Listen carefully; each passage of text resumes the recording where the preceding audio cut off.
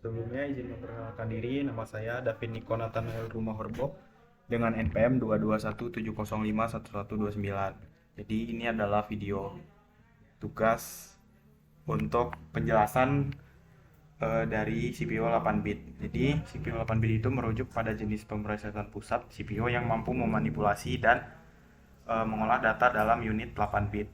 Bit adalah unit terkecil dalam sistem biner dan dapat mewakili dua nilai, yaitu 0 dan 1. Dulu dalam CPU 8 bit, setiap instruksi atau data diproses dalam potongan 8 bit atau byte tunggal.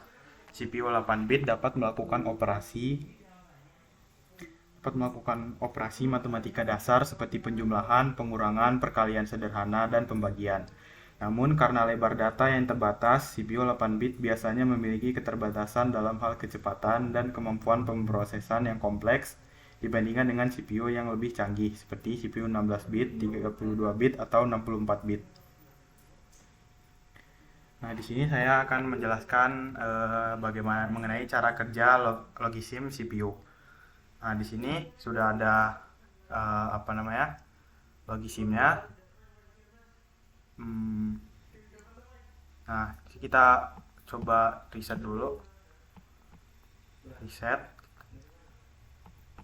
Nah, dia bakal muncul seperti ini. Kalau kita stop, dia bakal ini. Kalau kita reset,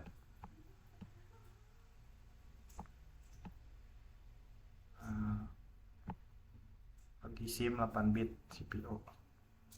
Nah, sini kita coba input dari keyboard, input 4.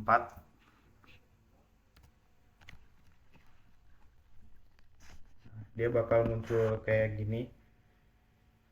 Kita coba membuat new file. Oke, nomor satu dan number. Nah, di sini kita inputkan nama kita, misalnya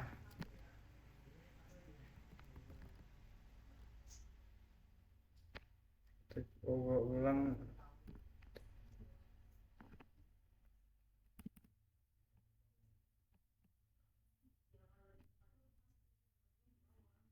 dari reset dulu, maaf. Kita 4 buat text editor ya, ulang.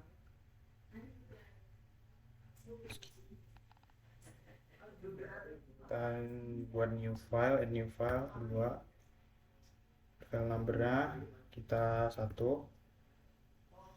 Nah, ini kita coba input nama.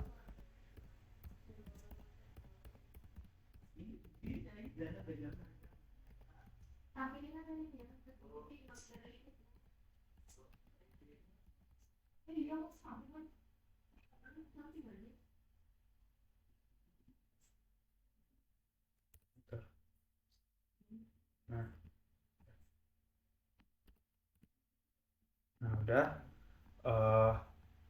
Ini untuk penjelasan lebih jelas bagaimana cara kerja dari TXT ini, yaitu kita masukkan ke dalam CPU yang CPU-nya pada CPU ini terdapat banyak bagian seperti control unit bus. Dari control unit inputan kita akan memasukkan ke dalam RAM sebagai tempat penyimpanan sementara inputan yang akan diterjemahkan ke dalam bahasa mesin, lalu kembali ke CPU dan akan diproses ke dalam COM di dalam ROM.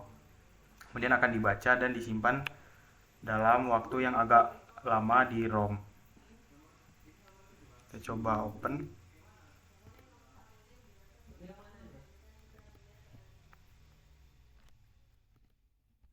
Nah, dia bakal nampilin yang udah kita buat tadi.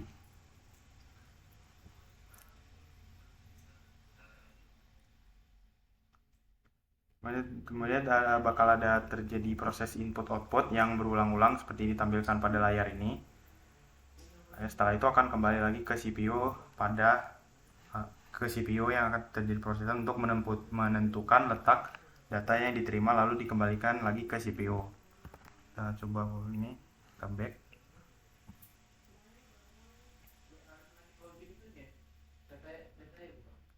Selanjutnya mulai dari keyboard. Setelah kita menginputkan data dari keyboard, Keyboard akan mengirimkan perintah yang masuk ke keyboard prosesor yang bertugas mencocokkan inputan dengan kode biner. Kode biner didapat dari kode ASCII. Dari situ kita tahu bahwa karakter yang kita input, baik huruf ataupun angka, kemudian akan di-input karena memiliki kode binernya tersendiri. Kemudian dari prosesor, kode prosesor dari prosesor akan mengirimkan sinyal kepada RAM dan keyboard controller melalui bus, yaitu dengan menghubungkan antara komponen-komponen di dalam sistem komputer, sistem keyboard controller untuk memfokuskan perintah sehingga mementingkan perintah yang lain, lalu sinyal akan memasukkan ke dalam CPU. Kemudian di dalam CPU ada 3 bagian, yaitu kontrol unit, lalu register. Pertama, di dalam kontrol unit bertugas untuk mengatur segala apapun dalam proses apabila instruksi merupakan perhitungan logika atau algoritma. Maka akan lanjut ke hasilnya yang akan ditampung oleh akumulator. Lalu perintah akan dikirim melalui register untuk disimpan sementara. Kemudian kembali lagi ke ALU. Kemudian di sini ada ALU. Kita coba bikin ALU. Saja ini ALU saya testernya. Nah, di sini ada ininya.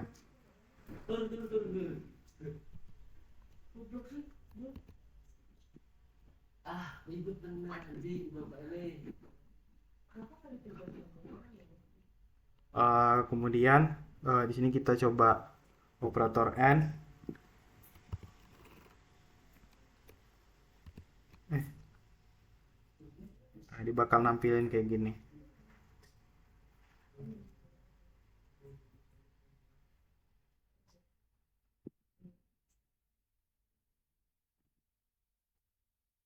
Kita balik aja ke tampilan utama.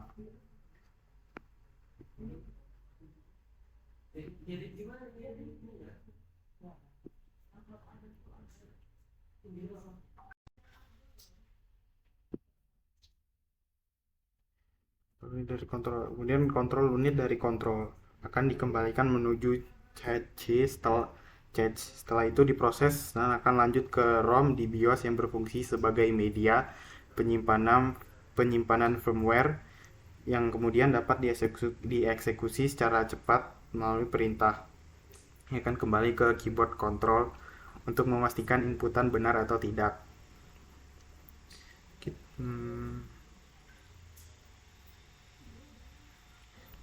Apa sih?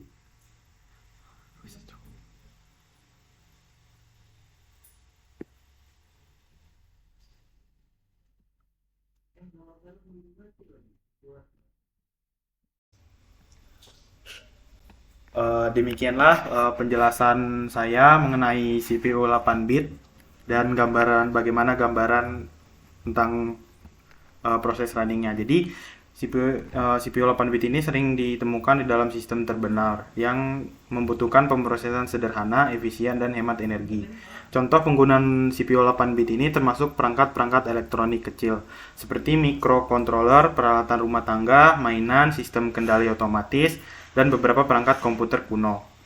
Kemudian keuntungan dari CPU 8 bit ini meliputi ukuran fisik yang kecil, konsumsi daya yang rendah, dan biaya produksi yang murah. Namun ini CPU 8 bit ini cenderung memiliki keterbatasan dalam hal kemampuan pemrosesan yang kompleks dan keterbatasan memori karena lebar data yang terbatas. Demikianlah video saya tentang penjelasan dari CPU 8 bit. Kiranya ada salah kata, saya mohon maaf. Saya akhiri. Terima kasih.